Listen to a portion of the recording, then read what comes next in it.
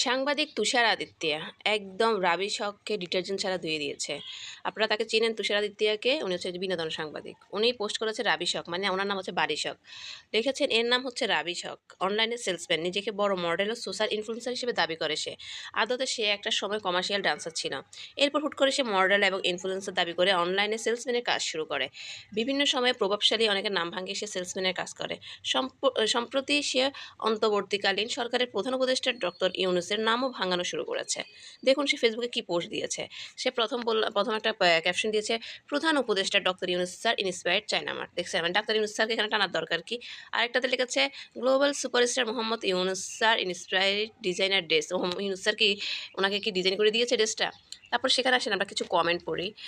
কমেন্টের মধ্যে একদম আফরোজ যাবে, এর আবিষক একটা ননসেন্স। কোনো পার্সোনালিটি নেই যার তার পা ধরতে পারে আর টাকার জন্য পচা মালও রিভিউ করে। আরেকজন লিখেছে টুকটুক, কদু বিশ্বাস আর বারিশা হক ক্ষণে ক্ষণে গিরগিটির মতো দল পরিবর্তন করে, সুবিধাবাদী দুই বাটপার। আরেকজন লিখেছেন যে একটা মজার একটা আছে আমার, মানে আমি একটা পড়েছিলাম।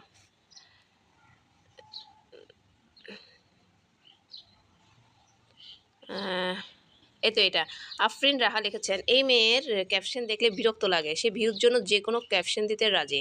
পৃথিবী সোজা থাকলেও তার ক্যাপশনটা থাকে উল্টাপাল্টা। এটা কিন্তু আমি প্রায় সময় তার মানে কমেন্টে লিখি বা আবিষ্যকের। যাই হোক, সে সব কিছু আমার মাথার উপর দিয়ে গেল, তারপরে একটু হাইসা দিলাম, হা হা। যাই হোক, উনি দিদি দিদি বলে বলে অজ্ঞান, অপবিশ্বাসে দিদি দিদি বলে অজ্ঞান, ঠিকই। আরেকজন লিখেছেন, দেশ থেকে সরকার নামায় ফেলতে পারছে, আর এই মহিলার ব্যবস্থা কেউ নিতে পারছে না, সরকার থেকেও পাওয়ারফুল, বাপরে বাপ। এমএমও লিখেছেন। আরেকজন লিখেছেন পারভেজ আক্তার লিখেছেন, তোমার পড়ালেখা পড়লাম না, শুরুটা দেখে মন্তব্য করলাম, এই মেয়েটা যখন আর যেতে আসে স্টোরি বলেছিল তখন এরকম ভাবছিলাম, দিনে দিনে সে অন্যরকম হয়ে গেছে। এখন ওর কোনো কিছু দেখলে আমার রাগ লাগে, অতি ন্যাকামি মনে হয় সব কিছুতে। এটা কিন্তু ঠিক।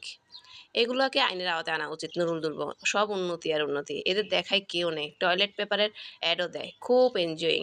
হারিজুল লিখেছেন, লিলি রিয়া লিখেছেন, মিলি সুলতান আপু এই উচ্ছিষ্ট চামচাকে নিয়ে কিছু লেখা চায়, আমিও চাই মিলি আপু কিছু একটা লেখেন। আর সারাবার হোসেন লিখেছেন, এদের শাস্তির আওতায় আনা উচিত। পূর্বে দেখা উচিত, কিছু উৎসুক সিনে সাংবাদিক একে নিয়ে সুপ্রচারে ব্যস্ত ছিল, এখন তো তারাও সোচ্চার হওয়া উচিত ছিল। আরেকজন লিখেছেন, আচ্ছা শাহাবুদ্দিন চাপু মনে হয় কাউকে কমেন্ট করেছিল, আমাদের রাষ্ট্রপতি নাইসের অ্যাট্রাকটিভ, এইটা নিয়ে অনেক এখন মানে ব্লগ ভিডিও অনেক পোস্ট হচ্ছে। যাই হোক, আশরাফ জয় লিখেছেন, যখন যে ক্ষমতার তখন তার নাম ভাঙিয়ে চলাটা আবহাওয়ান কাল থেকে চলে আসছে, এক প্রকার ট্রেডিশনই বলা চলে, রাইট। মুরাদ নুর লিখছে, এইটা কি ওই মেয়েটা দাদা যে বুড়া জামাইয়ের পাশে বসাইয়া কমেন্ট চটি উত্তর দেয়? ওইটা আবার কোনটা? না, ওইটা না। আরেকজন আছে, লাস্ট একটা কমেন্ট পড়ি।